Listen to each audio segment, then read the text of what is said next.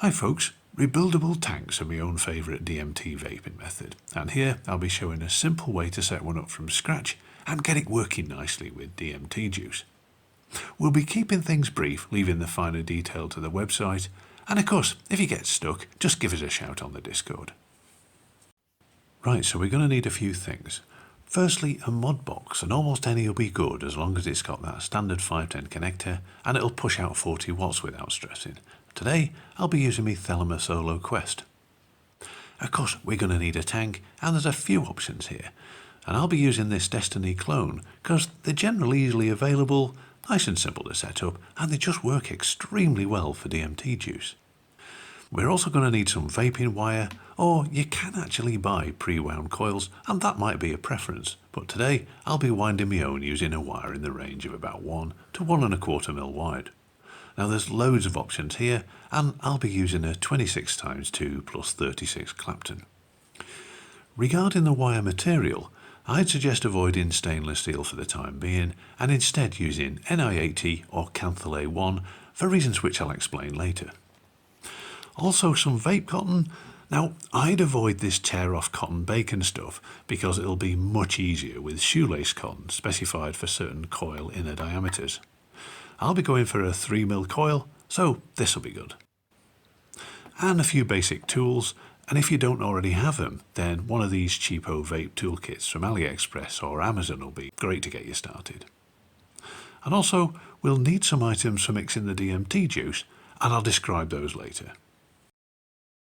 Okay, here's our brand new Destiny clone, and isn't he nice?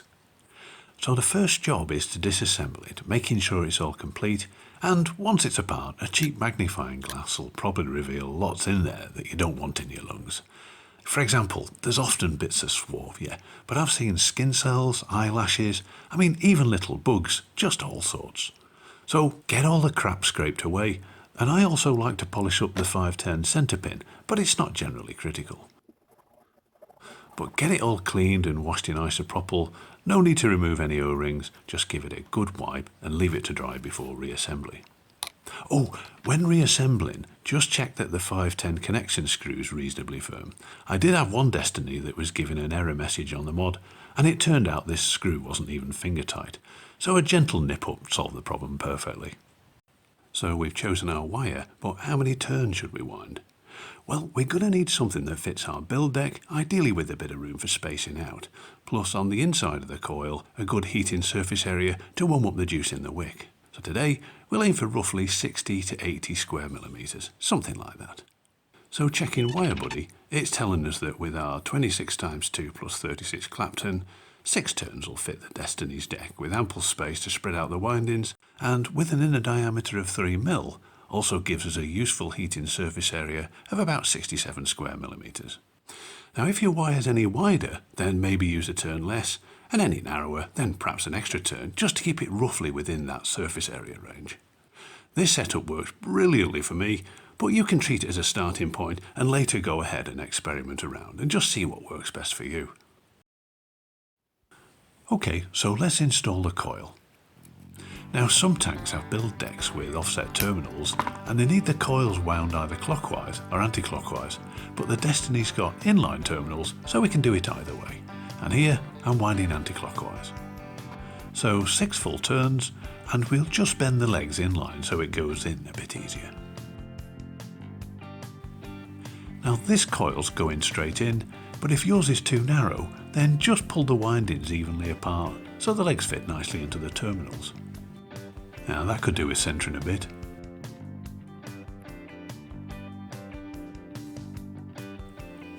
That's better. So it should heat evenly from the centre outwards. Now that's not great, so we'll just give it a strum with our ceramic tweezers. Much better. Now in fact that'd do fine, but I'll even out the windings a bit, which is easiest at red heat when the metal's softer and more pliable. Okay, that'll do. And if needed, we can use our steps rod to make small height adjustments on the coil. On the Destiny, we need to trim the legs off pretty flush because there isn't much clearance on the outside when it's assembled. One last check on the tightness of the screws and a final red heat burn just to make sure it's still heating up evenly from the centre outwards. Great, so we're good to thread the wick. So we turn off the mod and get ourselves a fresh piece. Now there is some variation in the shoelace thicknesses across brands, and this stuff does seem to be on the larger side. But no problem, the usual technique of twisting the ends under a bit of tension will compress it so it'll easily go through. So we get rid of that. And see how easy it goes through with that twisting action.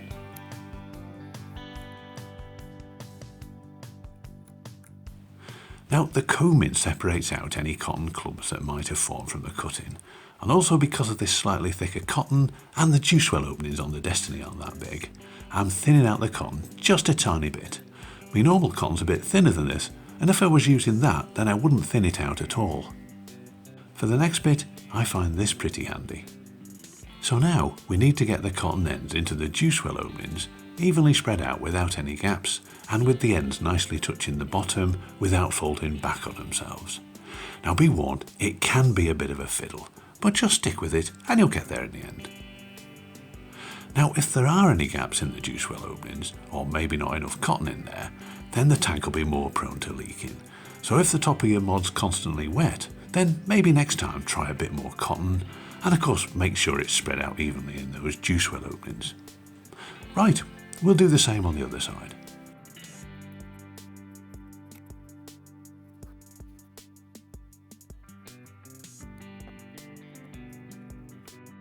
So we're ready to start testing, but initially we'll just use a simple PG-VG mixture without any DMT. So we'll play with it for a day or two, checking for leaks, maybe practice wicking, and just generally get to know it before committing our valuable DMT juice. But let's assume we've done all that and we're now ready to use DMT. We first need to decide on a couple of things. Firstly, how much juice do we want to make? Well, 2 mil gets us up to a nice level on the Destiny, but today we'll go for 3 mil just to give us that bit extra. Also, the DMT strength. Now, this is the grams of DMT per millilitres of e-juice we're going to dissolve the DMT into. Today, I'll go for a 1:4, but if you stick with the techniques described in this video, then a 1:5 or even a 1:6 might be usable, especially if you're looking to go in gradually. But of course, it's your shout. Another is the PG-VG ratio of our base e-juice. Now, DMT only dissolves in PG, not VG, and at one time the only reason I added VG was to soften the vapour. But we've since discovered that adding VG can also greatly improve the juice's properties. Basically, we find it miles easier to get smooth, potent effects when some VG has been added. So today, we'll go for a 60 PG, 40 VG, which again suits my own taste really well. So looking at Juice Buddy, it's telling us that to make our 3 mil of 1:4 60-40, we're going to need to dissolve 600 milligrams of DMT in about 1.5 mils of PG, and then mix in about 1 mil of VG. And if we decided to go for a slightly weaker 1:5, then this is what we'll need. Now, I've covered making DMT juice in previous videos, and there's also detailed information on the website. So here I'll just do a quick recap. So yeah, here's what we might need, including the optional 1 micron filters. Now, we can't show genuine DMT here, so instead we'll just demonstrate using soap powder, because it does look quite similar, and it also seems to dissolve in PG almost the same.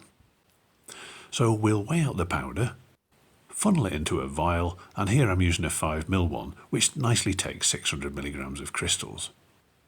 Now weigh out the PG, and transfer it into the vial containing the crystals. Now, it might seem like a lot to dissolve, but after an hour or so at room temperature with occasional stirring, this is what it might look like. But if yours is cloudy like this, or maybe contains stubborn lumps, then one option is to filter it, and if you want to know more about this and why you might want to do it, then it's described in full on my website. But this sample's looking pretty clear, so there's really no need.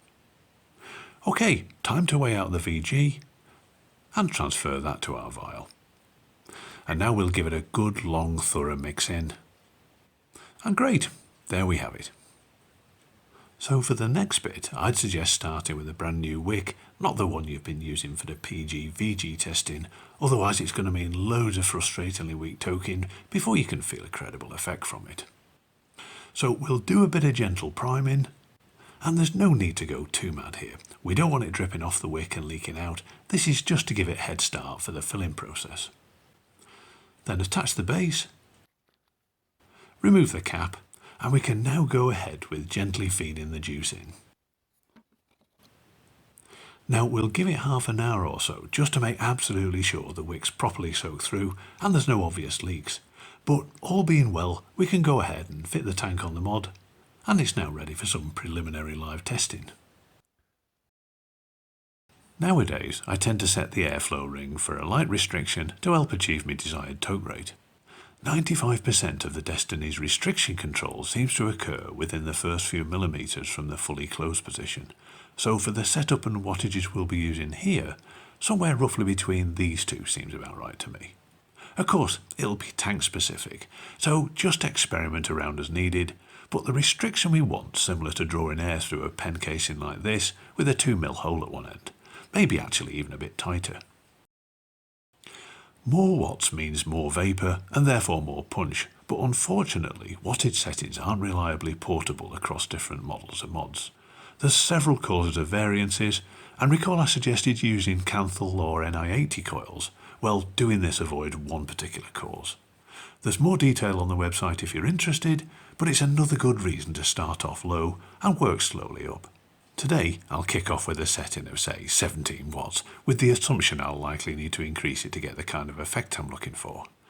A setup like this will typically handle high 20s watts or even a bit more as set on the Thelema Solo, but it'll be highly dependent on things such as toke rate, juice mix, as well as the mod's wattage accuracy. Going too high on the watts will get you excessive coil noise, much harsher vapour, and also surprisingly a weaker effect. But I do strongly suggest avoiding going straight in at higher wattages. Build up slowly so you can iron out any problems at lower wattage, where they're going to be less consequential. Okay, so we're almost ready to take our first 17 watt test toke. Obviously not to trip hard, but just to get a feel for whether things appear to be performing as expected or not. Now, one thing to note is the coil's going to need a second or more to heat up enough to produce usable vapour. So at the start of a toke, I suggest holding down the button, building in a mini pause, and then aiming to feed in the toke just before you start hearing boiling noise coming from the coil, and this will avoid inhaling fresh air and weakening off the effect. Too long a pause will make the vapour feel a bit hot, but if you do this, then just release and try again. Another thing to be aware of is a pop-in, which might occur about 2 to 3 seconds after the start of the fire button hold, and these can actually be quite startling if you're not used to them. I mean, there's all sorts of claimed solutions, but my own is just to hold it away, keep the fire button pressed, let it pop, release the button, and then it'll be okay for a minute or two to toke without popping. And after a while, this procedure just became habit for me. Okay, a quick word about toke rates and durations. Now, you'll find that each coil setup's got its own optimum toke rate range. Most newbies seem to toke far too hard, sucking in too much ambient air, diluting, cooling, and just greatly weakening any effect. On the other hand, a certain minimum airflow over the coil's needed to generate usable vapour and transport it down into the lungs. Now, it's hard to say exactly the optimum toke rate. I describe it as a slow, constant, gentle draw, feeling a light resistance from that airflow ring setting. Also, listen out for the coil noise, because when I get the wattage and the toke rate spot on with the Destiny, the usual hiss seems to migrate to more of a gentle roar, really. So experiment around with those toke rates, airflow ring settings, and listen out for that coil noise whilst toking. And if you're still not getting the effect you want, then perhaps bump it up a few watts and try again. Oh, don't forget that your lungs are going to need some time to absorb the DMT, so hold the vapour for long enough to achieve this before deciding on whether to take another toke. Okay, the toke duration. Now, assuming everything's working optimally, the longer the toke, the stronger the punch, and normally with an exponential correlation. Now, as we're starting off on only 17 watts, things might not be quite so dramatic as this graph makes out, but the message here is if you're not getting a strong enough punch, then one option is to extend your toke, which will give it a boost at the expense of controllability. And long, slow tokes can indeed yield unexpectedly lively results. And of course, raising the wattage is going to sharpen the curve a bit, like this. So there's a few things here, but I'd say if you're just starting out with this setup, then experiment around, initially at around the 17-ish watts mark, and get a feel for the heat-up pauses, toke rates, durations, and things like that. And once you've fully gotten the hang of it, if you need a bit more punch, then slowly dial in higher wattages and try again. I really doubt it's going to take long before you're starting to see just how fantastic this setup really can be. Okay, well, I had intended to keep this all really simple. I'm not sure how well we've achieved that objective, but hopefully it'll be good to get you started on the right track of at least one way to use these tanks. Now, of course, you know what I'm going to say. There's a load more information on the website, including Wire Buddy and Juice Buddy, and there's always top quality assistance available via the Discord if you need it. And if you like, we can have a chat over there sometime. But in the meantime, hope you found the video of interest, maximum respect, and I'll catch you again very soon. Bye bye.